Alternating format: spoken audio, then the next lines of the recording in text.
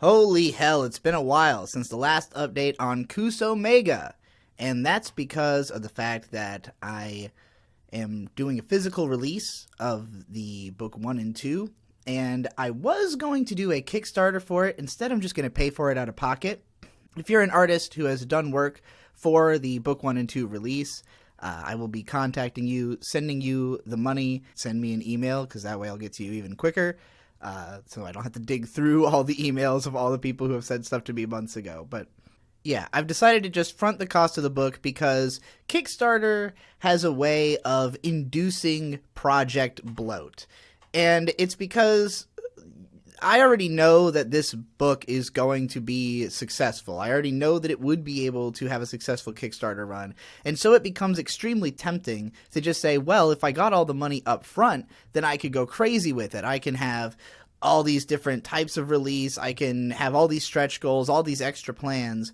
But all that does is make it so actually planning the Kickstarter and making sure you can do all those things takes that much longer. And ultimately, I just want this book out. I want the book to exist. I want there to be physical copies. I want people to be able to purchase it because I want to be able to continue the series, move on, and complete it. I already have several other book series that I want to move on with after this is done. Kuso Mega is planned from, as soon as I finished the first volume, I planned out the rest of it. It's a 4-book series.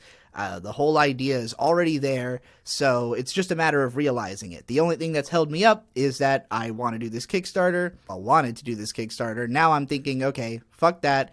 Let's strip it down, just pay all the artists, get the book made, sell it, and then once the book has already been successful, then I can redeposit its proceedings into creating further expansion on the series, as is meant to be done.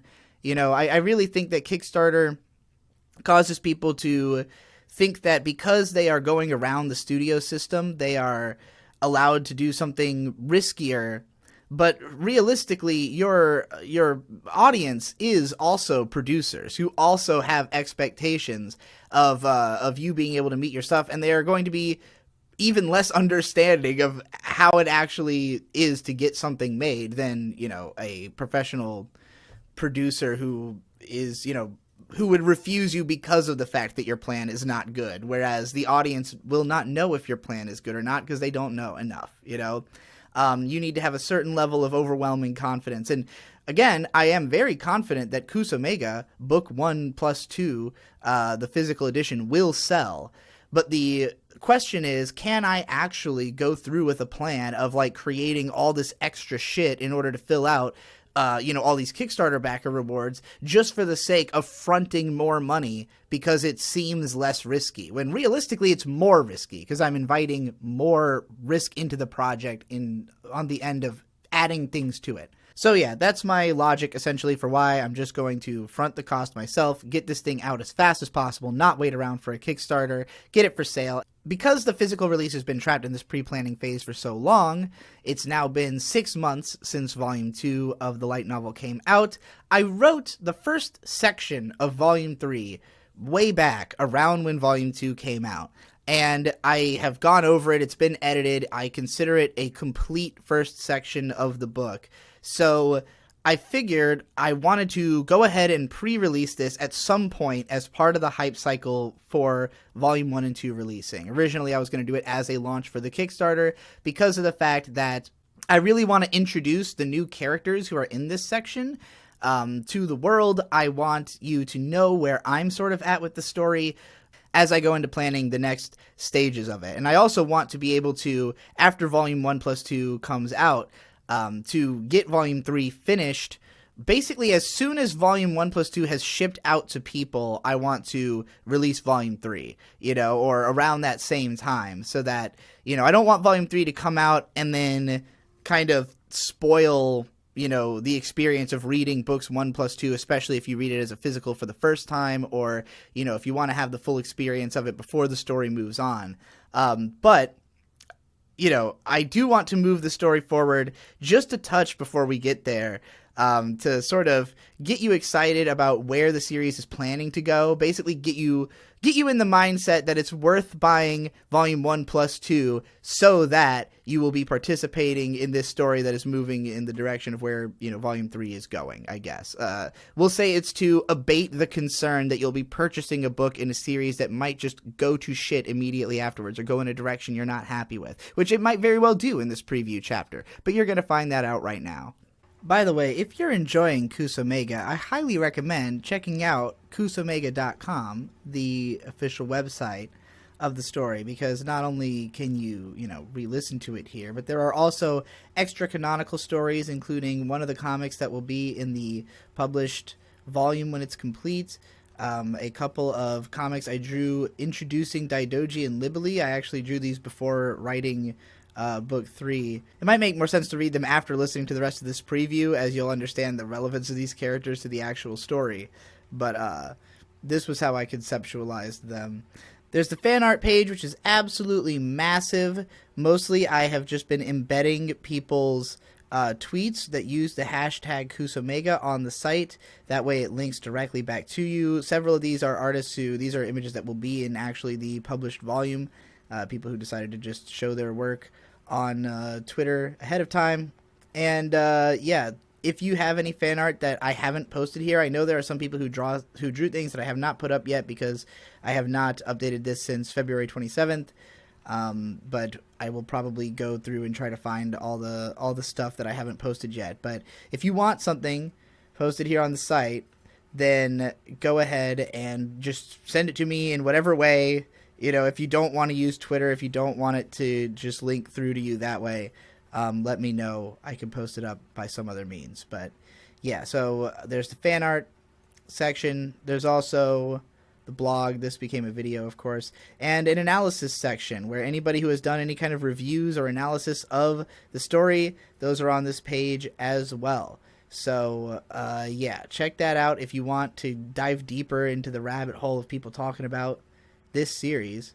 And if you want to participate, use the hashtag Kusomega and your stuff will show up in the hashtag. So if you don't remember how Volume 2 ended, because it has been a while, I will refresh you as this picks up immediately. Takuma and Soraya had networked their consciousnesses together and become a Beowulf cluster. And through this, they had the processing power to deflect Akida when he appears in the air with swinging a sword down at Takuma's head, and Takuma catches the blade, indicating, at least he's capable of defending himself there at the end of Volume 2. So this is where we pick up in our Volume 3 preview. Chapter 1, Akida versus Everyone. I snap Akida's katana in half. Within the same nanosecond, Soraya swings an uppercut, twisting around my left side and up through my arms, pounding Akida's chin with railgun force. Faster than sight, he reaches 80 meters, the instant crack through the roof and several tree branches thunderously resounding. Just as quickly, we jump after him, but he whips himself around and readies an attack, which is interrupted when a foot crashes into his skull, Aether simultaneously appearing and striking. Akida slams into the planet with enough force to carve a 40-meter tunnel with his body, dust billowing heavenward in its wake. Knowing all three of us are hurtling toward him, he immediately emits a massive spherical barrier pulse, reversing our momentum with a pink wave of energy. Each of us backflips to cancel that momentum and lands gently, just out of sight of the enemy and hesitant to attack. I learn, importantly, that he is slower than light, as I see him from far enough away to duck under his kick and punch him in the balls. "Ugh!" he grunts, clutching his groin as his body launches once more, rolling like a wheel off into the atmosphere. Using the processing power of our mental link, Soraya calculates Akida's velocity and starts working towards a predictive arc of where he'll end up, planning to teleport him straight into the heart of a volcano. But even spinning madly and fighting through the pain of his crushed nuts, Akida has enough concentration to notice Soraya staring at him and teleports himself off. "He could have gone anywhere," Soraya speaks into my mind. "I'm sorry for making him spin," I respond. "It was worth it," Aether chimes in. With a leap, she and I rejoin Soraya at the Beastman Temple. "Well," I say out loud, "this feels weird as shit." Chapter 2, Aether's Will. "It remains more efficient to maintain our mental link," Soraya says, seemingly reluctant to return to regular speech. It's hard for me to hang on to my individuality when I've got so much of your info charging into my mind, I respond. I have no trouble with either of you, Aether says, and then speaks into our minds. I am moved that you've come to understand my powers so well. There's an inexplicable warmth in feeling her presence in my mind, something like how I'd imagine her embrace. Thinking with you is too relaxing, I say. I just need time to process the relationship of this knowledge to myself. Make it quick, Soraya snaps. Akida is psychic. He understood everything we were doing just as quickly as we understood him. Not quite, Aether speaks into our minds. Sorry, she then says aloud. It's fine, I signal back. Let's resolve our plan first. Soraya's eyes flash white as she conjures signal magic in combination with her psychic powers to give us a holistic feeling of her perspective. While each of us individually is roughly equal in strength to Akida now, we can only become that powerful when forming a Beowulf cluster. There are 3 of us currently with the ability to do it, but it is unknown if even with our powers combined we could outright kill Akida, since he survived all 3 of us going at him full force. Things might be different if we went in with a sneak attack. This thought seems to be the effect of my perspective. But there's almost no chance we'll ever be able to find him if we give chase. Better to stay in one place and simply remain more powerful than him. The warm feeling washes over me again. Aether influences the train of thought now. In this situation, where the only known way for either side to improve is through increased processing power via clustered brains, both sides have no choice but to enter a mad dash to connect as many brains as possible. But where are we going to find the brains? I ask out loud. There are those in Jimbali village who've been training in these techniques. Some may have the potential. Soraya's influence is overpowered by Aether's. There are 16 potential candidates who can match our power of synchronicity. At this notion, Soraya and I physically turn our heads to face Aether, disconnected now in our lack of ability to contribute to this part of the conversation. But Aether fills our minds. The 16 gods who govern the balance of the elements on Angel are entities capable of the same magic as the Jimbali, having come to godship in times before those techniques were lost. Now that there is potential again for humans to become as gods, if we could train powerful enough magic users to temporarily maintain the balance of the elements, we could free up each of those gods to contribute to our psychic network. Question, Soraya blurts out, throwing a hand in the air. Wouldn't we be limited only to powerful psychics to replace the gods? Do enough of those exist? Not quite, I signal to her.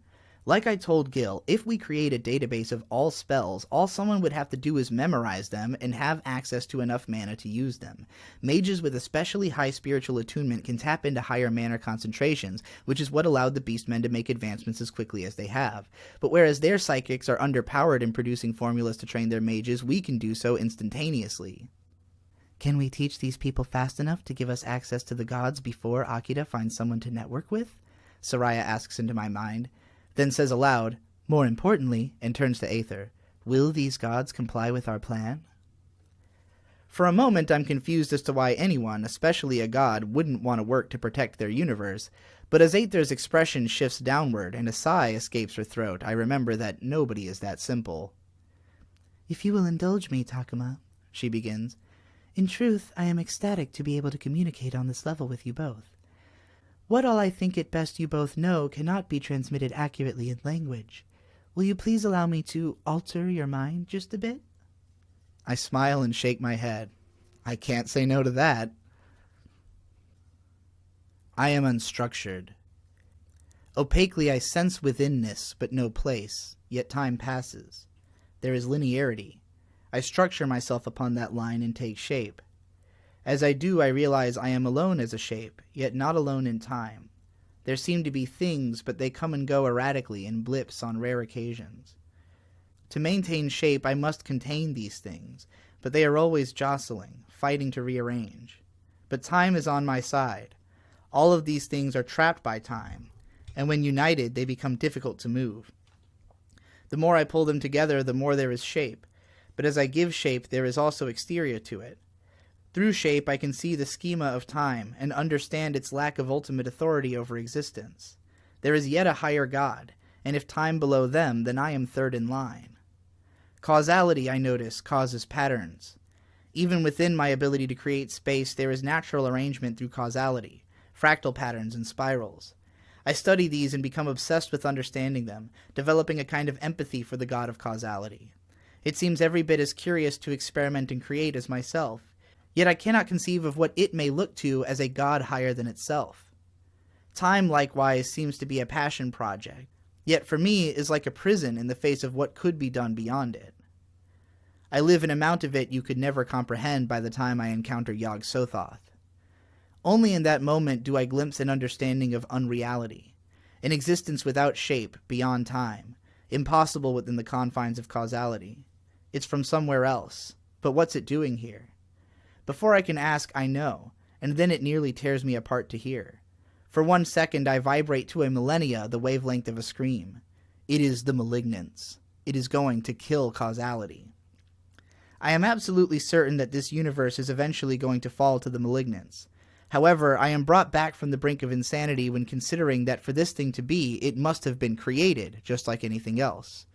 If something could be created which went beyond causality, then maybe I could create something beyond causality too? I just had to figure out how, which meant understanding the principles of causality perfectly.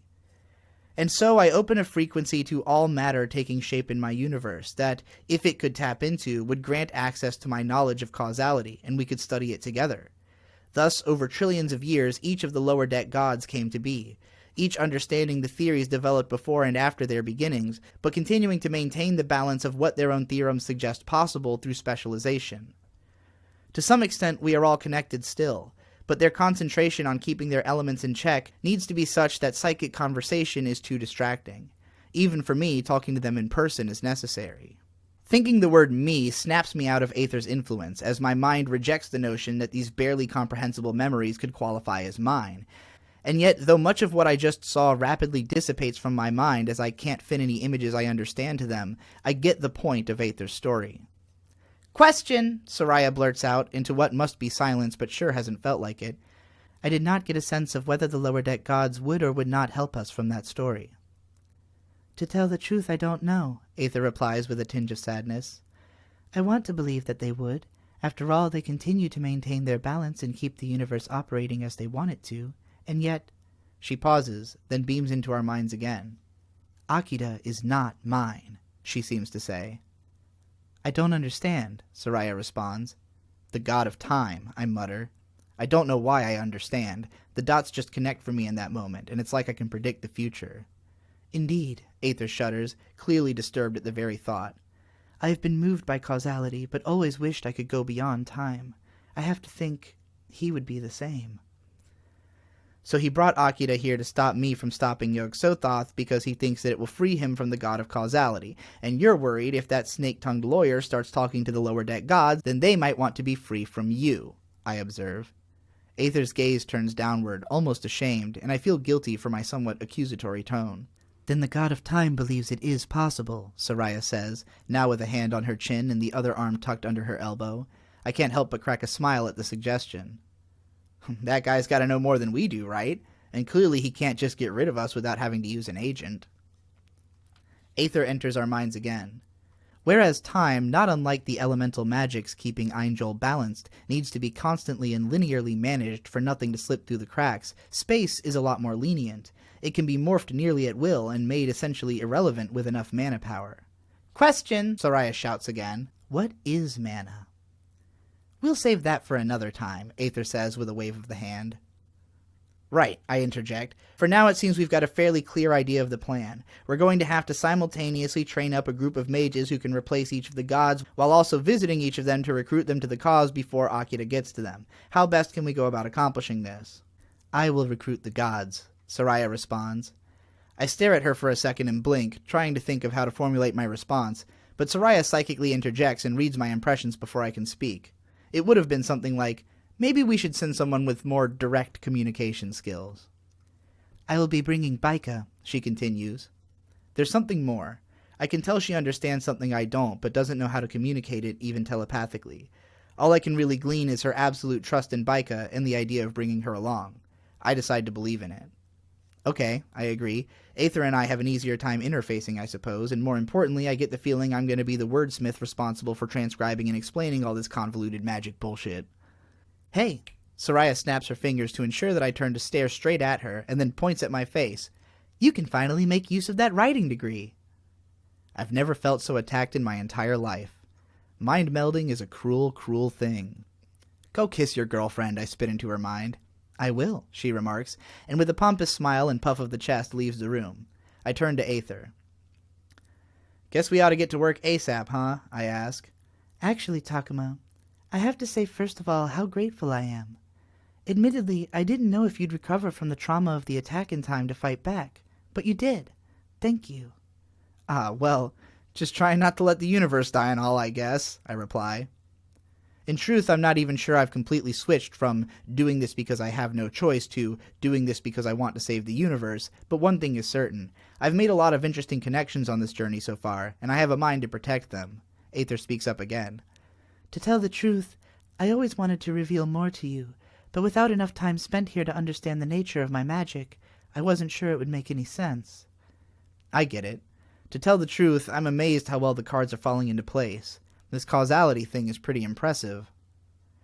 Aether weirdly seems to lightly blush upon hearing me say that. Then she compliments me in a way I wasn't expecting. I think you're even more impressive, Takuma. Now I'm blushing too. Come on now. In a way, I'm just one of your creations too, right? When you were in my mind, I understood.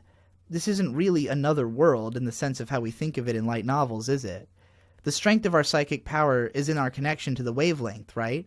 Yet even though Soraya was the most powerful psychic known to this planet, she became exponentially more powerful through networking with me. Why would this connection have so much more consequence than her latent power? Sorry, I realize you know all of this. It's okay. I understand that this helps you to process the information.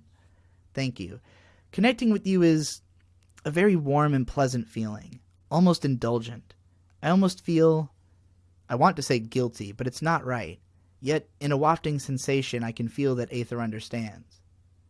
Anyways, I figure there's one set of people that even autistic idiots like me and Soraya can sympathize with. It's the people we both spent our whole lives analyzing and deconstructing, trying to figure out how to put their pieces back into something that made sense.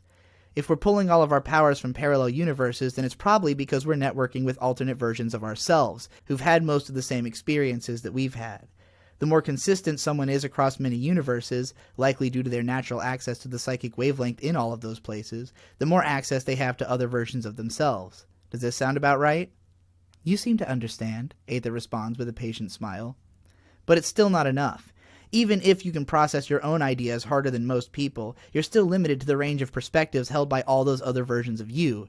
Moreover, it's easy to accept your own ideas because the logic behind them is close enough to what you've already experienced. But if you can connect two different people with that high level of personal processing power, in combining their understandings, they can imagine things which they never would have on their own, expanding the possibilities almost infinitely. Well, Aether interjects, from your perspective now it would seem that way, but consider the magnitude of difference in possibility which would have come from adding even one more mind into the mix. In doing so, you will understand that for the three of us, including myself, with heavy control over space, to have not conquered Akida instantaneously means not only that we haven't fully explored the possibilities within ourselves, but that we will need to uncover untold numbers of possibilities in order to counteract all that is possible for Akida. For a moment, I remain in silence, poring over all of what I've just learned. While it's clear what we have to do, there's something not quite settling in. Something keeping me from fully connecting myself to these circumstances and feeling ready to step into the next stage of the battle ahead. So much is going on in my mind in so many different directions. I don't know if beaming it all to Aether would produce something comprehensible, so instead I search for just the right question to get what I seem to want to know. Aether, why did you choose me to save the universe? Of course, this really ought to be the million-dollar question, right? Maybe I forgot to ask because I already had it answered before, but now there's obviously more to know. It's because I liked your stories, Aether immediately responds to my surprise. The way that causality was treated in your stories was like you connected to it as the obvious binding thread of our universe, yet rejected it in premise. It felt like you were intent on going out of your way to break every conceivable rule, even if someone had already broken it before, just to be the person who broke the most rules. You even killed yourself with a smile on your face. I thought that only someone as unreasonable as that could defeat an incomprehensible foe. Aether wears a motherly smile through her explanation, and I feel myself being peeled back like an onion layer, with my own matching smile to boot. I can't even take it as praise. Being told that the contrarianism I've been beating myself up over the last 15 years is somehow going to save the universe would make my tween self so happy that my current self is entering a recursive spiral of cringe. And yet, here is the most beautiful woman I've ever seen, utterly enamored with the thought of what she believes I can accomplish. It's too much. "It's not just that, though," she continues. "That wouldn't be enough, I think, but there's something in the way you talked about what you wanted." What I wanted? I have to ask at this point because even I'm not sure what she means. If there's one thing I've never been able to get a grip on in life, it's what I want. Do I want to be famous and respected? Would I be satisfied if I made something I called a masterpiece? Could I have been happy just taking life a bit slower? It was precisely my lack of answers to these questions which had brought me to the brink. "I suppose to you they were such unreasonable fantasies that you didn't even connect to them as real desires. But the way you portray love, the way you portray your love for your ideas, even in the books you pretended were bad and not serious, made me think that if you just knew you could have what you wanted, you'd do absolutely anything to get it." That much I could see in myself. When I thought I had a future as a novelist in my grasp, I'd burned my wick at both ends for half a decade trying to make it happen, until my mind completely snapped. If the clarity of mind granted from my slow days in Evermere had convinced me of anything, it was that the real cause of my death was overwork. Well, I don't know if you're right about that, but I've carried myself a long way. I told you before that I had a reason to live, and even if everything else but that goes away... I turn to her. She's gone pink from remembering the promise to which I'm referring, the one from the start of my journey. I continue, "Then indeed, I'll fight for it as hard as I can. Because I can." Chapter 3. A Greater Death. Akida wades calves deep up a quiet creek the color of lead. It is bleak here as always, pale black skies merging indistinguishably into trees. There is nothing to see, especially as he crosses into the maw of the cave. Without sight, Akida navigates by earth magic, interpreting his surroundings geometrically. With infrared magic, he watches scurrying masses of insects, which might have torn to bone a creature with less readable malice emanating from their presence. After 15 minutes down narrowing, widening, and branching paths, Akida comes to the edge of a cliff. He pulsates a combination of analytical spells and various magics to form a mental schema of the environment. The pit is deep. As far as he can tell, it goes straight to hell. Akida jumps in. After 45 minutes of freefall, he concludes he may as well take this opportunity to nap. The jolt of plunging 50 yards into the planet's molten core wakes him with a start, and all of his clothes burn off as he quickly swims back up to the surface of the lava. Whipping his head to toss the magma from his eyes, he takes in the brightly lit surroundings. Here the pit is some 10 meters in diameter, and there's a short but climbable shoreline leading into a cave in the wall of it, which Akida swims over to, climbing up and entering the more visible cave, while summoning a designer suit onto his body from his home back in his original universe. What a shithole that place was, he thinks. All that grinding I did to get where I was, when I could have just come here and done whatever I wanted with this power. And some BFA thinks he's going to stop me from taking over this place? Ha! Once I've cleared him and that bitch goddess out, I'm going to live like a god for the rest of time until Yogg swallows it all. Before long, the cave empties into a cavern so large as to feel no different from stepping out onto the countryside, except in a world where scant light only comes from below, in the small patches of lava peeking above vast plains of ash, dotted with oak-sized, cactus-esque plants with skin like sheets of charcoal. As he casually navigates the somewhat visible ashen desert, one of his legs suddenly sinks into black sludge, a pit of oil. His leg doesn't respond to his attempt to pull it out. He continues sinking. Realizing the futility of the situation, he allows himself to be drawn into the deepest pit of the dark. Akida sinks and drowns. He chokes and clings to his neck, heaving to force the oil from his esophagus, but is incapable. The pressure starts to squish and push his eyeballs out. The black liquid takes life in his ears, pouring down into his cranium and filling his head with mud. He is brain dead in 4 minutes. Yet alive. The oil pit eventually pours out in a 40-meter waterfall onto the peak of a mountain that's taller than Japan is long, overlooking the blackened inner world of Ainjol, a hell lit only by the constant explosions blasting randomly across its closed sky, as the endless oil and lava spurting from ground and ceiling collide. Akida smashes against the mountain's peak and is ricocheted hurtling down the mountain, too brain-dead to care. After bouncing about 1,000 times on his way to the ground, he lands directly in a human-sized metal chute, leading further underground, where he spirals through looping pipelines like a Sonic 2 level, and is finally shat out onto the smooth, hard, obsidian spherical heart of planet Angel. Since Akida is functionally dead, he doesn't perceive any of this happening, just as he doesn't sense a figure coming to stand over him and talk at his corpse. A touch away. Just one touch. Everything else has been done to you now but that. The voice is hollow as air, only loud enough to sneak into an ear. The figure starts to bend over, reaching out an appendage toward Akida's body, but before it touches him, it senses something. There is a ripple, a vibration from somewhere inside this would-be corpse, working to solve this whole death issue. You have it then. Life will be yours if you grasp it. The first thought to cross Akida's restructured brain is, I can't waste any more time. His recovery speed has increased exponentially, along with his understanding of the highest theorems in death magic. Along the way, he's come to grasp the purpose of death, the need for it in himself. It isn't a huge leap for him. Akida has always known that death could be right around the corner, which is why he's as ruthless as possible in making as much progress in life as he can, as fast as he can. At every stage of education, he fast-tracked as much as possible. Honors programs, club activities, summer school, cramming gyms, college programs, Tokyo University. He'd been poised to go farther and faster than anyone, and it was snapped away in the blink of an eye. Yet here he is, not only brought to another dimension with untold power, but conquering his way back from the absolute brink of death just for a second chance. All it takes is repeating his motto, if you're still alive, continue to conquer.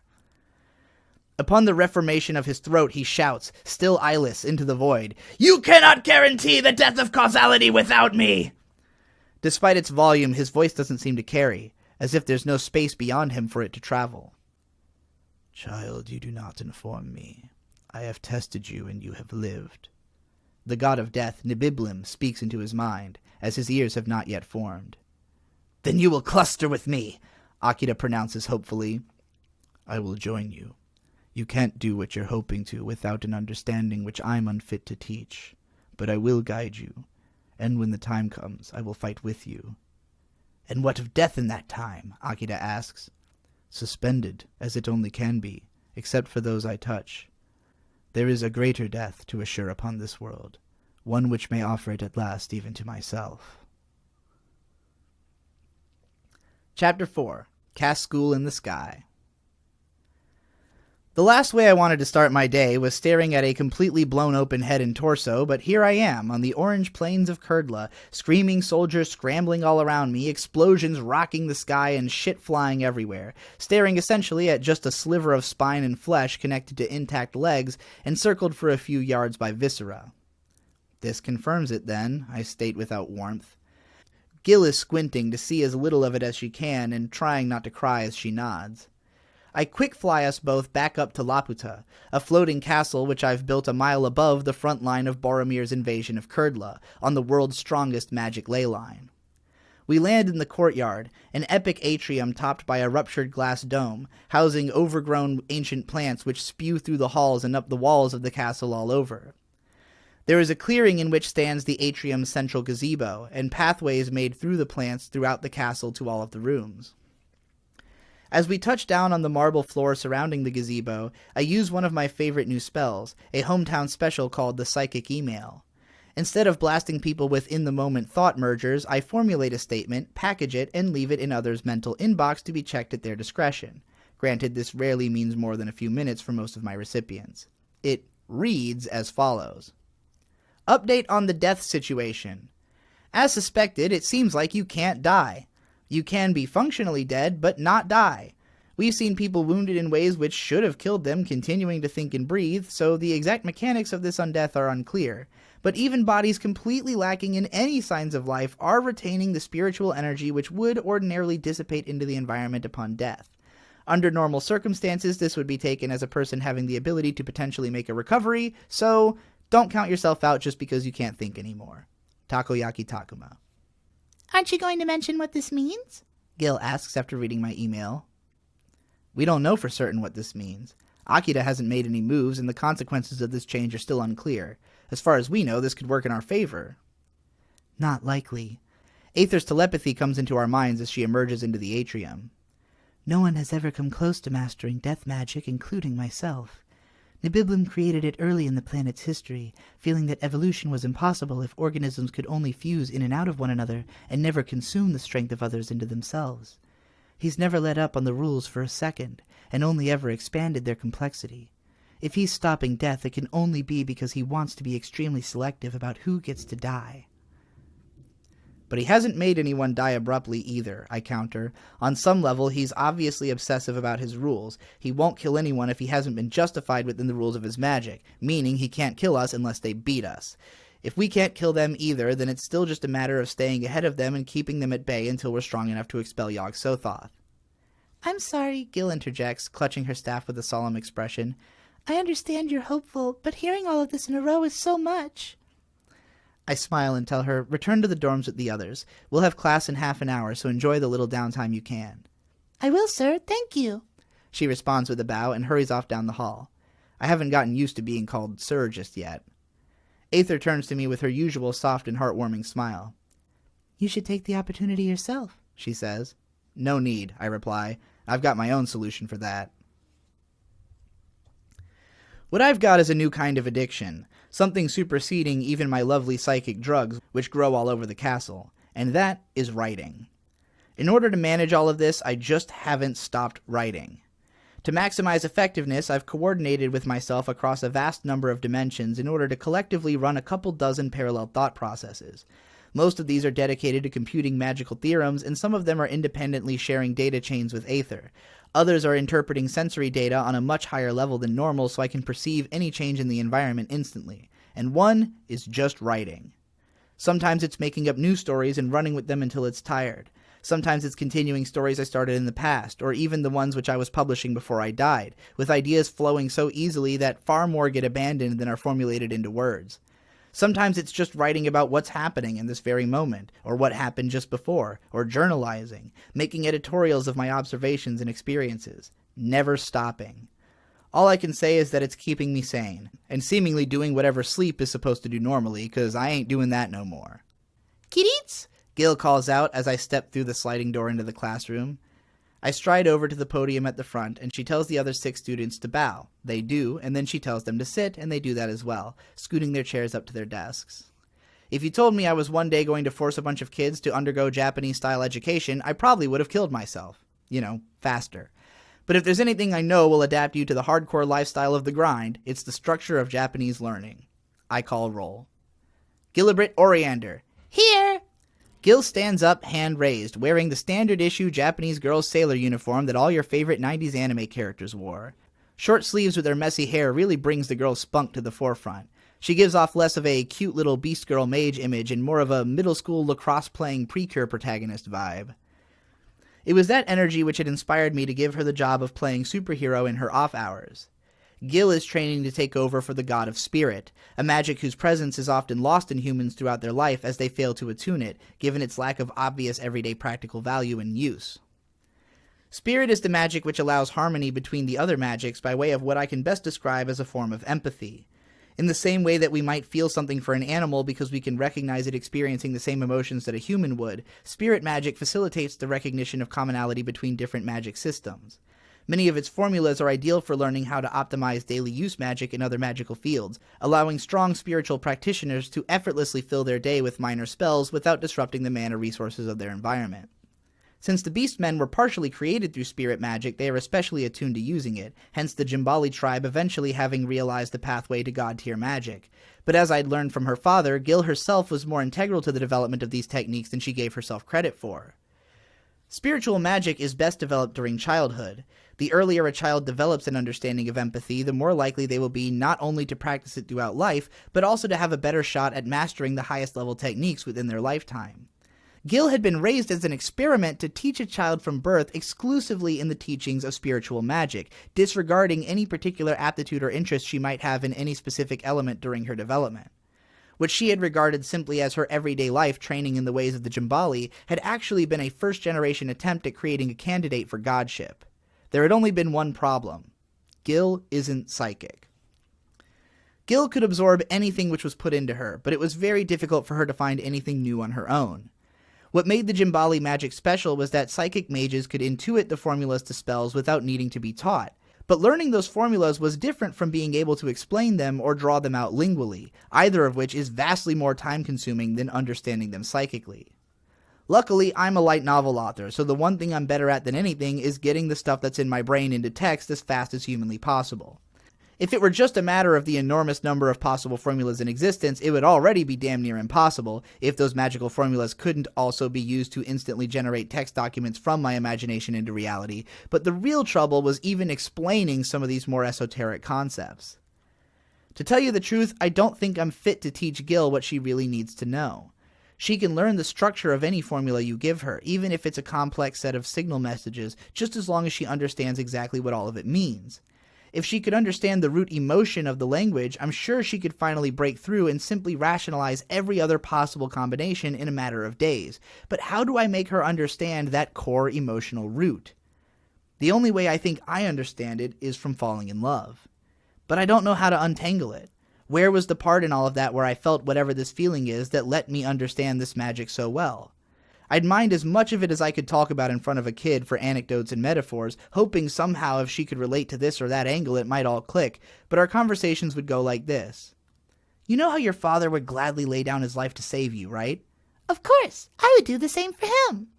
But I mean how he'd be glad to do it. I would be glad to know my father lived, even if it meant my sacrifice. Yes, but... And then I'd think, what the fuck am I even trying to explain? And then say, never mind. And then rack my brain for a better metaphor. So that's why I decided to turn her into a magical girl. Every day, Gil flies around to the small towns and battlefields here on the borders of Kurdla and protects the innocent from the crimes of the Boromir invaders and those who would profit from the turmoil of the times. I gave her a modified Cure White cosplay to transform into and sent her loose to try and learn something out in the world that I couldn't teach her myself. So far, it mostly seems to be traumatizing her, and I'm not sure if that's good or bad. Daidoji. Here. A massively muscly man-arm takes to the air from one of those 13-year-old boys that makes you think, damn, is this what happens if you drink your milk every day? His hair is in a classic pompadour over some kind of JoJo-esque leather mini-jacket with a massively wide collar on top of a beat-up white undershirt and dramatically ripped open black jeans. Suffice it to say, on the Billy Idol to Kuwabara spectrum, he's sitting a little closer to Kujo Jotaro. I haven't bothered asking him to try and wear a uniform since he looks like an anime character anyways, plus he doesn't look like someone who'd be interested in wearing what someone told him to. He always has an intense look in his eyes, and I never see him wearing anything else, so I figure it must be some kind of identity thing. Something which I found out long after he, Soraya, and I had been in the same room together several times and she had said nothing, is that Daidoji grew up at the psychic monastery and followed Soraya around, calling her Soraya Ne for years. According to monks, Soraya would share the books that she pulled from other universes with Daidoji, and though he couldn't read, he gradually started trying to look like the characters from those books, even building his own DIY wardrobe and hitting the gym to lift weights every day. While this initially hadn't led to any further psychic development, in the past few months, after finally completing his pompadour, Daidoji's power had suddenly spiked, showing potential to eventually close in on Soraya's. Learning all of that had made me think it'd be easy to talk to him about manga, but I quickly realized he's really defensive about his interests. I've subtly started working more illustrative explanations into my lessons, and his understanding has expanded in kind. He is training to take the place of the god of magnetism. Kirin. Here. Yeah, this is where things get weird. Kirin stands up in a uniform which ought to be the same as Gil's, but gives a much different impression when she wears the front unbuttoned, the scarf undone, and thigh-high lingerie clearly connected to a garter belt up her rolled skirt. If I didn't already know what she looked like with my cock inside of her, I'm sure I'd be dying to know. Because of her turning up at the castle, the past week has been nothing but surprises. For one thing, I had never even realized that Kirin was a psychic. Sure, I'd had shivers down my spine both times I met her, but I thought that was for other reasons. Not only that, it was quickly evident to me that she might be as powerful as I am. She would peek it out to me in unbelievably subtle ways that no one else could possibly notice. Like she needed me to convince myself that she's that powerful, but wants only me to know for some reason. That or I'm going completely insane. And maybe that's her goal? Whatever the case, Kirin turned up and, completely innocently, in the eyes of anyone not capable of seeing her ultra-psychic winks and nods, demonstrated her desire and capability of being trained to take the place of the water god Alcest. The thing that confounds me is that if Kirin is really as powerful as I am, then she should already be capable of taking on that role immediately. But she has never suggested this possibility in any way. She simply shows up for class dutifully and acts broadly flirtatious until the bell rings. So far, I haven't even had time to run into her in a context outside of class, or perhaps she's low-key avoiding me. One thing's for sure, she wants me to keep an eye on her, and it's difficult not to. Libely. Here! This young girl shoots out of her chair, hand raised in devil horns. Just looking at her causes guitar shrieks to cut through my imagination. The girl has long, messy, slate gray hair and wears a strange silver disc strapped to her forehead which spins constantly. Don't stare into it. Her right eye is much darker colored than her left, and she has what looks like a tattoo of a bloody teardrop beginning to fall from it. From the top of her head sprouts 4 short horns, almost like little gray lightning rods. Her uniform would be exactly the same as Gil's had she not gone and desaturated it into grayscale to match her overall aesthetic. Her fingerless gloves have pentagrams on them surrounded by 4 groups of 666. The lolly goddess of metal herself hails from the northernmost continent on Angel, called Frostmjar. Everything appears in grayscale there due to the lack of ultraviolet mana in the atmosphere, and maintaining life revolves around heavy application of metal magic for insulating buildings and fire magic for heat. Libely had lived there as one of the most powerful known psychics outside of the monastery, and had never been cooperative with their research or the envoys they sent out to meet her. Monks said that she would always become aggravated that no one knew anything about metal music and storm away from the meetings. When Libely heard my worldwide signal calling on, quote, all-powerful psychics and young magicians with potential and drive to temporarily replace the gods, she came to Laputa right away, vying to replace Gurugamesh as the goddess of metal because, as she put it, Gurugamesh fucking sucks. As soon as we met for the first time, Libely became intensely attached to me for being the first metal fan she'd ever met. After all, recorded music doesn't exist in Angel yet, and certainly not for electric instruments. If anyone from Frostmjar had the same kind of psychic powers, maybe they would understand. The girl does feel right at home in her hometown. But only Libely can tap into the wavelength which specifically allows her to listen to any band listed on metalarchives.com. Naturally, she's the type of metal fan who will correct you if you describe a band's genre with less than exact terminology. After finding out that I listened to Boris, Libely pulled a metal brick from her little DIY black bat-winged backpack and magically embossed it into a photograph of my Devilman t-shirt so that she could write a song about it that night. At 6:10 a.m. I woke with a jolt when a brick-shitting death grind riff psycho punched my thought box. She is a kid, so I try to be patient with her. Hola Ganja. Yeah! This guy can best be described as a human-sized iguana in a school uniform.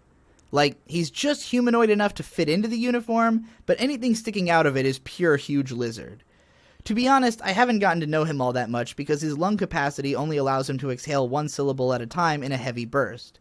As far as I can tell, he doesn't have any psychic powers either. We only communicate through signals. However, his progress in understanding plant magic has been on par with my own. As fast as I can produce formulas, he can understand and execute them. I've dedicated 2 pan-dimensional thought processes solely to grinding plant magic formulas, hoping to get this guy into god shape ASAP. Byla. Here.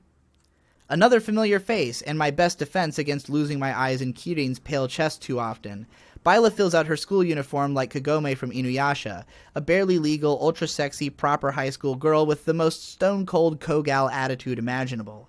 I have to convince myself that she simply has no opinion of me because if she has one, it almost certainly is not very high. Then again, I've never seen her say an unnecessary word to anyone. Can't tell if Ray clone or stone cold hater, but either way, I'm into it. Byla, it turns out, has always had relatively benign psychic powers. She had only found some basic use for them early in her development, but because she was taught under the traditional methods of her father and the Boromir military, and heavily specialized in gravity magic from a young age, she had largely ignored her psychic powers, thinking they wouldn't help her to reach her maximum potential. Once her father was aware of my situation, he sent her away from the Evermere reconstruction project to come train under me. While Byla easily keeps up with my lessons, and I've dedicated another 2 thought processes to gravity spells with the same hopes in her that I have in Hola Ganja to reach God tier quickly, her psychic understanding hasn't developed that much in the time since coming here, and I haven't had the chance to work with her directly to help with it. She has never approached me outside of the context of class, and the only time I've seen her smile was when she reunited and shared a hug with Baika. And Baby Mewtwo. Here. I don't know what to tell you. It's Baby Mewtwo. I guess I should explain. Here on Angel, an ancient race of psychics created the first civilization through extensive use of psychic communication. These creatures evolved to be immortal and quickly ceased reproduction so as to prevent an eventual overpopulation. Ever since, the couple hundred of the species which have survived on the planet have done so in an intricate cave village underneath its south pole. None of this is known to the current civilization dominating Angel, though the Mewtwo's are aware of their existence. When I put out my worldwide signal, they conceived of the very first new Mewtwo child in 3 millennia to send for my training. Being as he was literally a newborn when he arrived, baby Mewtwo had no established personality or thought structure. Ordinarily, a new Mewtwo would instantly cluster with the rest of the hive and have exactly the same understanding from birth, but the hive did not link to this new baby. Instead, he linked to me. As such, baby Mewtwo essentially knows everything that I know. All of my channels of thought across all the dimensions which I can communicate, including those I share with anyone else on my network such as Aether or Soraya, goes through him as well. Baby Mewtwo is essentially my psychic clone, in the form of a baby Mewtwo. Needless to say, he's adorable. Class begins, which amounts to a flurry of signals back and forth between me and my 7 students. I dump knowledge into their brains, they demonstrate their understanding or lack thereof in response, and I guide them until they have a breakthrough, or move on to something else if it seems like they'll be better served returning to it later.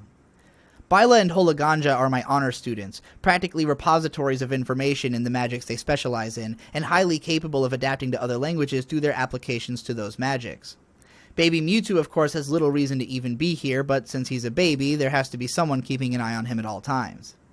Kirin may as well be a straight-A student as well, but every so often she asks me for clarification about things just for attention. Sometimes I just ignore her.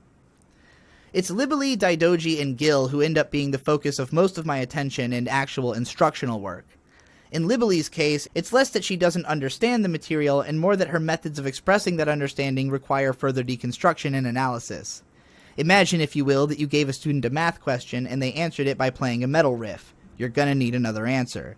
Daidoji's issue is the natural self-obsession of a teenager, which I remember all too well.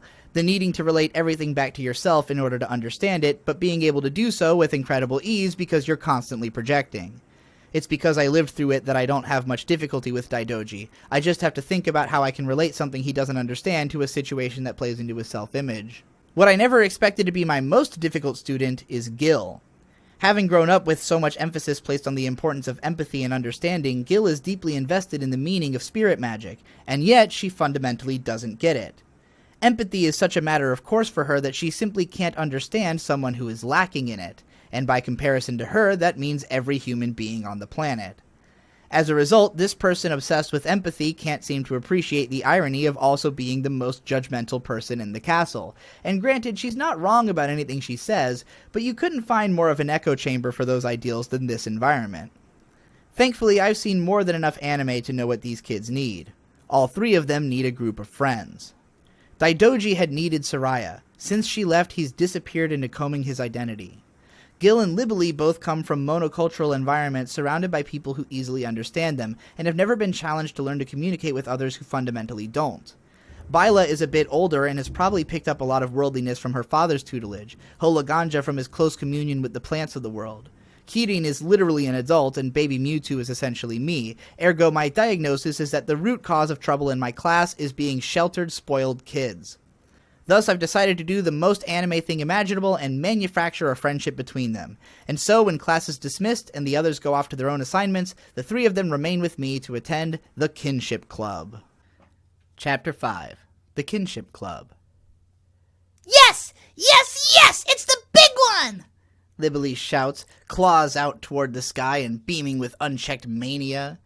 In the outdoor sun, her gray palette seems to be sucking color out of existence. She is seated beside Gil and Daidoji at a sunny little cafe where Takuma told them to gather, as each of them reads over the psychic email they've just received. I want to play bass, Daidoji states immediately. Get ready to sit at the bottom of the mix, buddy boy, Libeli jabs. My complex microtonal slapping will be unignorable, Daidoji furiously retorts. Hold on a minute, you guys. Gil muscles her way into the conversation. We haven't even talked about what kind of music we're going to make yet. The bass is foundational in nearly every genre, Daidoji quickly snaps. You can formulate whatever you want on the structure of my bass lines. That's 2 votes for sludge metal, Libeli proclaims. No, it's not. Gil stands her ground. I don't mind if you want to play the guitar, but we don't have to specify a genre like that. Okay then, are you some kind of genius who's gonna learn every instrument and every genre and mash them all together in some massive prog opus, huh? What's your big idea? Libby presses, smiling as she stares Gil right in the eyes from below. It's not like that, Gil protests. I'm just saying I don't even know what sludge metal is, and maybe we could experiment and find a sound that pleases all of us. Like you said, you don't even know sludge metal. How can you know if it's a sound you'll like or not? Someone with a little bit of sense like you ought to be able to understand the subtle nuances of getting lost in a droning sludge riff. Stop trying to change my point. I'm saying maybe we'll end up gravitating to one genre or another once we figure out how we play together, but there's no sense in deciding straight from the outset what it's gonna be. Daidoji said he's satisfied as long as he gets to play bass. I picked the genre with bass. Okay, well, I don't even know what I want to play yet. To have a metal band, you need guitars and drums. And I'm good with either, but I'm also going to be lead vocal. I'm telling you, I don't know if I want to play a guitar. What if I want to play a piano or a flute or something? Okay, well, look, Takuma didn't say we have to be a live performing band, and these days you can just play parts of your track over the PA and get away with it. So if you want, I could just track both guitars and drums in the recording and give you spots for vibraphone flourishes or whatever weird tribal thing you want to play. I don't even know what any of that means, and besides, I don't want to be just a bit performer for your songwriting. Doesn't a proper band cooperate on writing the songs together? This is the Kinship Club, after all. I'll be writing all the bass parts, Daidoji interrupts. Do you intend to dictate the entire structure of the song through doing so, or will you be interested in cooperation on that front? Libby asks. Daidoji goes into thought. Look, I understand that neither of you knows all that much about making music, but I do, Libby continues.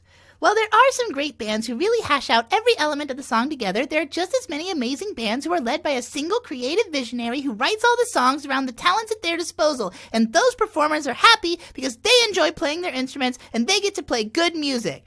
I've got plenty of ideas for how I can use you guys to make a song.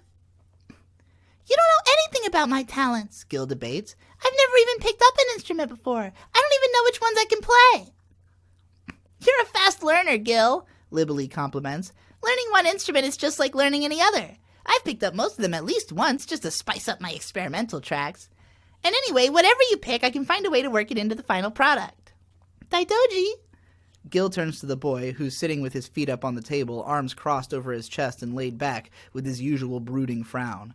She asks, Would you be interested in learning to play any instruments besides the bass? Absolutely not. The bass is the only instrument of any real significance, he responds.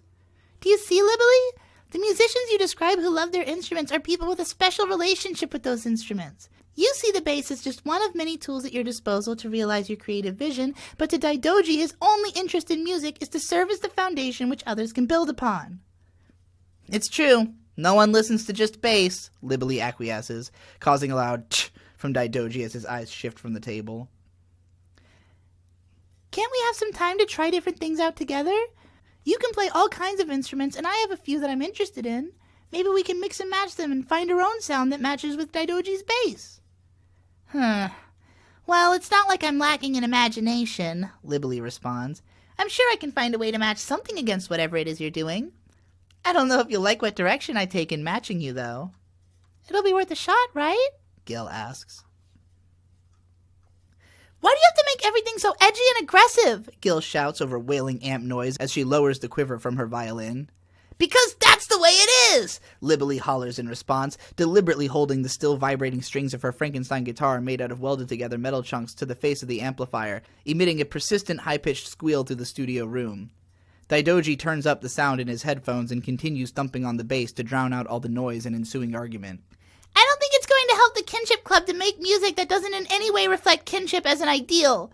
Gil shouts as Libby finally yanks the cord from her guitar, ending the noise in a horrific gnashing of electrical pops.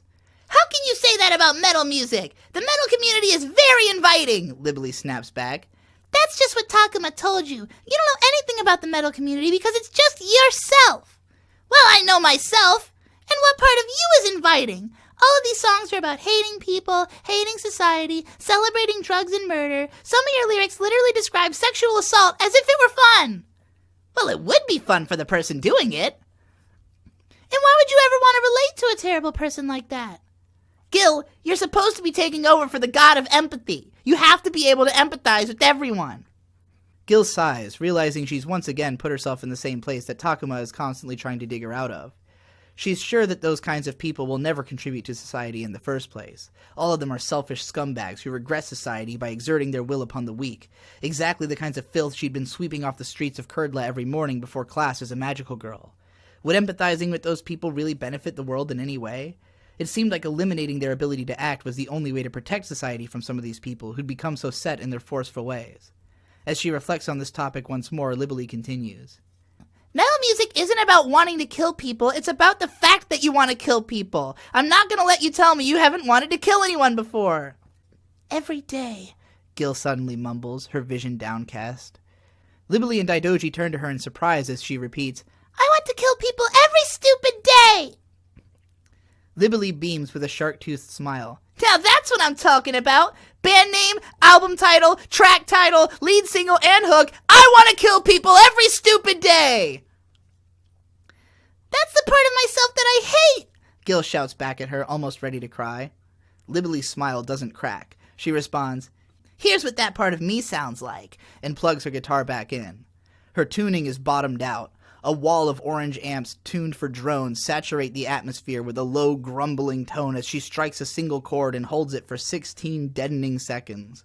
Then she plays a riff. She hangs on that last note again. Daidoji and Gil watch with surprise at the patient expression and slow movement of the younger girl as she crushes them with this massive noise. After the riff comes back through again, Daidoji counteracts the depth of the drone's tonality with a more cleanly toned, almost guitar-like bass lick on the lower strings. Boom, boom, boom, boom, boom, boom, boom, Their riffs melt into one another perfectly. As the heavy riffs continue to drone on and call and response, Gil is gradually enveloped in a kind of clarity, as though every part of her charging thoughts beyond those which can project onto this sound are being numbed, driving her focus straight into the feelings that she's picking up from the other's sound. It's a kind of throbbing feeling, like these melodies need to be dragged together and made whole under the guidance of something more persistent. Thump, thump, thump, thump, thump, thump, thump, thump, a beating fist growing louder, banging again and again on the doors of triumph, blasting away darkness with purpose and charging forward. Percussive force. Before she knows it, she's seated at the drums, pushing the bass pedal down again and again. Dum, dum, dum, dum, dum, dum, dum, dum, crash! Boom, boom, boom, boom, dum, dum, As the riff continues on, Gil starts adding pummeling, frenzied fills. Daidoji lengthens his bass line with unique flourishes or rearranges the notes within the key, and Libely stomps different buttons on the pedals strewn about her amps to change the tonality and effects on her guitars as she continues repeating the same drone ad nauseum. But in all these micro-evolutions there is electricity, something like a song but also a canvas for their projections, a single riff onto which every related emotion can be poured. It continues for 17 straight minutes before Libely finally holds the drone at the end of the riff for so long that she starts to drift to sleep.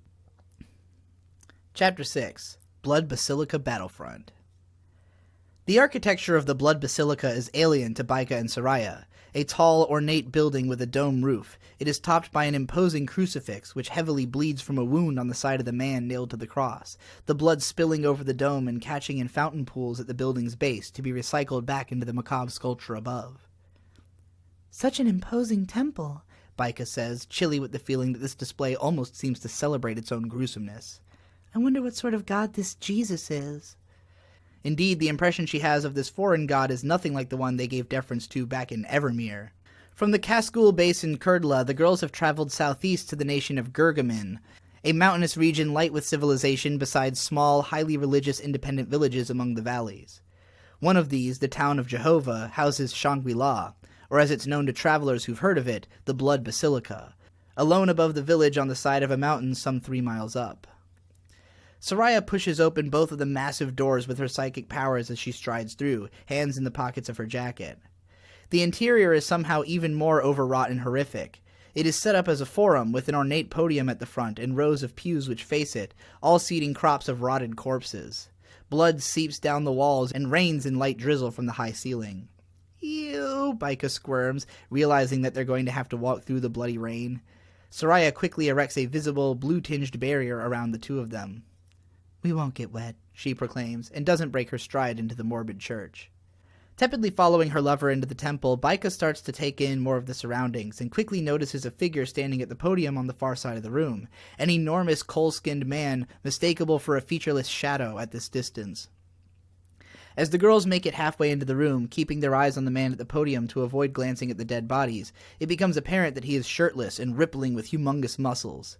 He seems about as big and as black as a man can be. When he finally speaks, the bass timbre of his voice resonates through the hall like thunder in the sky.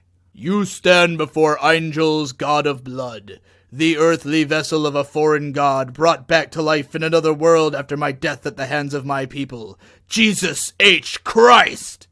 "Question!" Soraya blurts out, to Baika's surprise. Jesus hesitates a moment and then responds, "Yes, child?" "What does the H stand for?" she asks. Jesus waits a beat but does not answer and simply continues. "What cause have you to occupy my concentration?" Baika answers, "We come from the castle Laputa at the behest of Aether and the coalition of those who wish to use her power to defend our friend Takuma from the vassal of Yog-Sothoth until he is powerful enough to save the universe. We are here to seek your aid in this endeavor upon our agreement to present you with someone who could hold the reins of your magic while you join in the fight." "Preposterous!" Jesus interrupts. "No such life exists on this planet." "I can do it," Soraya speaks into his mind. "How dare you interrupt my thoughts? I hold the operation of your own life within my power," Jesus booms. "Look at your world," she signals again. Shaking his head angrily at the subsequent interruption, Jesus overclocks his mind to run a check on what hiccups of blood flow might have occurred while his attention was diverted, but he finds nothing. "I took your place," Soraya explains. "I had just as much of you as you did, so I corrected your mistakes while you were distracted." "Huh. And what point will there be for us to trade positions?" Jesus asks. "None," Soraya responds. She doesn't seem ready to follow up that statement, so Baika continues to explain. "We are only here to show you what is possible, and to attract your interest in our goal. Our enemy Akida is also trying to recruit the lower deck gods to his cause of destroying the universe.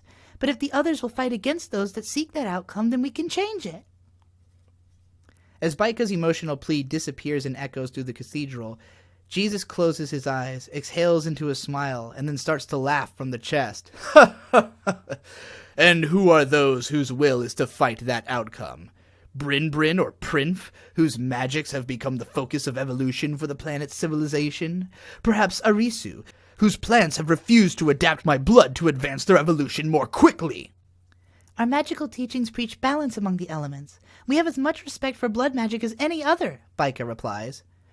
"Now explain to me how plant magic deserves the respect of mine," Jesus booms. "This is why others are evolving past you," Soraya speaks into the god's mind. "Insolence!" Jesus screams and then springs into action. When he leaps from the podium, his scrawny short legs and black skinny jeans are revealed, seeming unfit to even brace the hulking frame of his upper body. Nonetheless, they launch him high into the air, where he lifts his massive arms above his head. Surrounding his hands, the bloody rain coagulates and reshapes into an enormous crimson dragon slayer sword, which he swings downward, shifting his momentum in an arc towards Soraya. With a flick of the wrist, Soraya backhands the approaching blade, easily deflecting it. A second blade appears in Jesus' other hand and cuts toward her as well, only to be reflected the same by her other hand. In the small interim before the next attack, Soraya pushes Baika by the shoulder, gracefully catapulting her back towards the door just as Jesus enters a flurry of slashes for Soraya to block, one which constantly adds new swords that materialize in the air on all sides. Soon, Soraya is deflecting swords with both hands and feet faster than the eye can see, in a sphere surrounding her. After a few seconds of persistent onslaught focused solely on her, Soraya becomes confident that Jesus doesn't seem intent on going after Baika while she's distracted. His challenge seems to be a matter of pride against her specifically, or at least she's willing to gamble on that interpretation. More is added to Jesus' onslaught than what fails to meet the eye. Inside her body, he is constantly forcing a hack attempt on her bloodstream, which she has to continually counteract with her own blood spells. Between the inner and outer attacks, all of her concentration is occupied with defense, but Soraya remembers instinctively how the god reacted to challenges to his concentration before through psychic messaging. "Coward," she beams into his mind as the first thing she can think of, and in the split second where he can't help but react, she uses a completely new magnetism spell of her own invention to take control of all the blood in the cathedral through its iron content. So this is what you fear, she then messages into his mind, upsetting him further. Impossible! I've never given magnetism power over blood, he shouts as he realizes that he can no longer move his body. Bryn has never been interested. I am, and I understand both magics better than you do. I more deserve your title than yourself. Before Jesus has a chance to respond, all of the bloody raindrops and massive blades frozen in midair are redirected and shot through his body with railgun force. From all the countless cuts and slashes, an eruption of blood explodes in all directions from his giant torso. Jesus Christ! Baika calls out, worried that Soraya has gone and murdered the god. I didn't kill him, the stoic girl announces with her usual attentiveness to her friend's feelings, as the god crumples to the ground in a pool of gore. I only sought to kill his pride. As Soraya speaks and turns towards Baika, a disturbance slashes through the atmosphere in front of her so suddenly as to send her thinking into maximum overdrive. Baika's eyes shine blue and her body becomes relaxed as Soraya takes full possession over the girl's brain for additional RAM, perceiving in picoseconds the arc of a scythe towards her head and giving out her knees to enter a 90-degree limbo pose under a blade which would have chopped her in half. In the next half of a nanosecond, she is able to observe the figure being carried past her by its momentum. A black-clothed and black-colored skeleton with a matching scythe flies overhead, just before another figure comes hurtling down from directly above. Before Soraya can pick out more than a duster jacket on a seemingly male figure, the ground beneath her feet suddenly rises, rapidly closing the gap between herself and the attacker, whose balled-up hand finally crashes into her face with enormous strength, pounding her cratering down through the 10-foot pillar of earth which has been erected beneath her feet. Instantly, the earth surrounding her presses inwards, but she erects a psychic barrier in time to prevent herself from getting crushed. This can only be the work of Gologoth, the god of the earth. As he hangs in the air above his pillars, swirling his hands and squeezing all the earth around Soraya inward to add pressure, Baika recognizes her town's patron god. How could you betray us? She calls out. The last I saw of your temple, it was set aflame, the god hollers back. He is dressed like a typical 20th century miner, with a square jaw and a rough voice. That was the work of the man you've joined, Baika cries. A man my pathetic followers were powerless to stop. I know what the winning team looks like, Gologoth retorts. There is no winning in Akida's scenario. I move the earth so species can evolve in new scenarios, but I can think of no faster catalyst to a new evolution than a reroll on the universe. Don't you see how the potential for that future is even greater than what my powers can realize? So you're just giving up? Enough of this. A rasp creeps into Baika's ear, seeming to saturate the air. The god of death, Nibiblum, makes his presence apparent once more as he hangs in the air beside the sphere of shifting earth which continues trying to press through Soraya's barrier. He raises his scythe in such a way that suggests he's about to make another lightning-fast clean cut straight through the diameter of the clusterfuck. Soraya! Baika hollers helplessly. Inside her barrier, Soraya finally comes to a difficult decision and uses the first new psychic spell which she had invented when she mastered the Jimbali technique, the mass replacement. She'd used it once before to defeat Eamsron Goyd, a spell which would swap out the same person as they appear in every currently congruent universe and place them all in the same new location in a subsequent universe. There hadn't been any consequences for using the spell last time, but this time, there isn't time to think. Soraya appears in the air beside Gologoth and lightspeed kicks him upside the head, blasting his body into Nibiblums with rail force as they both rip through the back wall of the cathedral and into the side of the mountain behind it. Baika rushes to Soraya's side, but Soraya bars her with her arm. Baika, I have to tell you, I am not the same Soraya you were with before. Eh? Baika gasps confused. I swapped myself out between all of the dimensions which were the same in that moment, but there were an odd number. I don't know which, but one of them had to die. Probably followed by you and eventually many others in that dimension's future. Baika cries and clings tightly to Soraya, arms around her neck. I'm so sorry, she hollers, not really completely processing the meaning of Soraya's words, but understanding at least that something of her had been lost. Soraya breaks her intensity for a moment to smile and soothe her friend's worries. No doubt you are the same Baika I loved at home, she says, and embraces the girl. The moment is interrupted as Baika's eyes go blue again, and Soraya begins counterattacking a flurry of earth spells while dodging super speed scythe slashes with her girlfriend cradled in tow. Unable to cast an earth magic spell against Soraya's firewall, Gologoth rushes in for an uppercut under one of Death's incoming slashes, but Soraya sees it coming from so far away that she simultaneously dodges the slash and kicks upward, scoring a straight hit on the earth god's flat jaw and blasting him up through the dome ceiling of the cathedral. Soon after, Soraya takes to the air for a dodge, and then kicks off of the falling crucifix statue from above, launching herself in pursuit of Gologoth. Before he can correct his momentum, she's kicking him again, and this time his face collides with that of the mountain and grinds against it at sonic speed all the way down to the base, which is also the point on his neck at which his head is ground to. "I am sorry," Soraya says, as she rapidly floats herself and the girl cradle in her arms toward the ground, watching the body to be sure it doesn't animate. "It's okay," Baika responds, shaking at the sight of a god she once respected now ground to dust. Earth magic, for now, is inoperable. In the next instant, Baika's eyes go blue once more, but only at the very same time that a grotesque crunch reaches Soraya's ears, and a glint of silver enters her view from the rough edge of a broken sword just barely peeking blood-soaked out of Baika's gut. Her eyes can only go wide with shock in time before Akida's foot slams into her, pounding her straight into the mountain face. Baika spits up blood and starts to lose consciousness as she hears laughter from over her shoulder. When Akida rips his broken blade back out of the blonde's back, her body limply plummets to the ground, rolling a bit down the mountain slope. "Whoopsie! Didn't mean to drop my toy," Akida howls, laughing as he swings the blood from his blade. He lands by Baika's bleeding side, and then lifts the girl up by the hair and holds his blade to her neck just in time to halt Soraya's hand before it courses through his own. "Thought so," he gloats, and then slams the butt of his blade into Soraya's face, whipping her through the air and sending her to the ground, where his foot soon follows, stomping on her head and planting it into the dirt. Then, as her legs twist upward trying to kick at his face, he grabs her by the ankles, about faces, twisting her body around, and then pulls her up and slams her back down, face first on the mountainside. Before Akida can deal a killing blow and plunge his blade through the girl's heart, however, she pushes herself up with her palms, kicks off the ground, and flips up to the top of a tree. Then, immediately, she jumps and does a backflip, dodging over Nibiblim's scythe once more. Akida and his blade are already rocketing toward her at the end of her arc, but she manages to grab onto his wrist, using his forward momentum to propel herself over him in a handspring, then kicking off the back of his head, twirling around in the air and firing a wind gun blast back at him from the tip of her finger. Akida catches the first bullet of hyper-compressed air in his teeth, but sees the others coming in time to teleport away.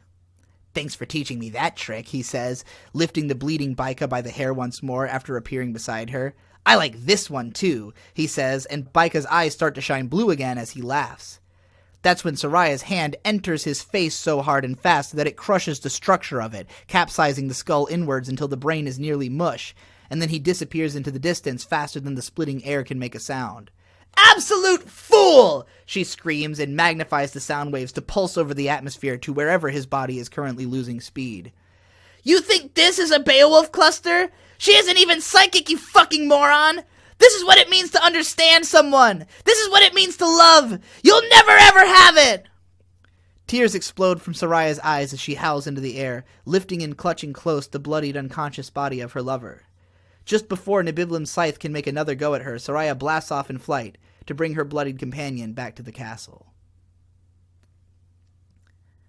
And that's it. That's it for the Volume 3 preview. I realize this preview is almost as long as the entire first volume of the book, but it pretty much represents a fifth or a sixth, maybe, of Volume 3. So yeah, it's going to be much longer than the first two, if you can't tell by just the sheer amount that the story is now being sort of decompressed. We have a lot of exposition, a lot of new characters, a lot of new concepts going on in this book. So yeah, it's the Big Esper War. Get hyped to watch what's going to happen. The next part, when it comes back, I'll probably do the rest of the book as just one book and just release it all at once. So it's not going to be like more parts like this. This is just a preview. But again, I will be completing the book 1 and 2 physical copy before I publish Volume 3. And just to get you hype, the next chapter is going to be a long one focused on Exia, bringing her back into the story. So if you wanted something to look forward to for Volume 3, Exia's return will be the very beginning of that, of the next chapter.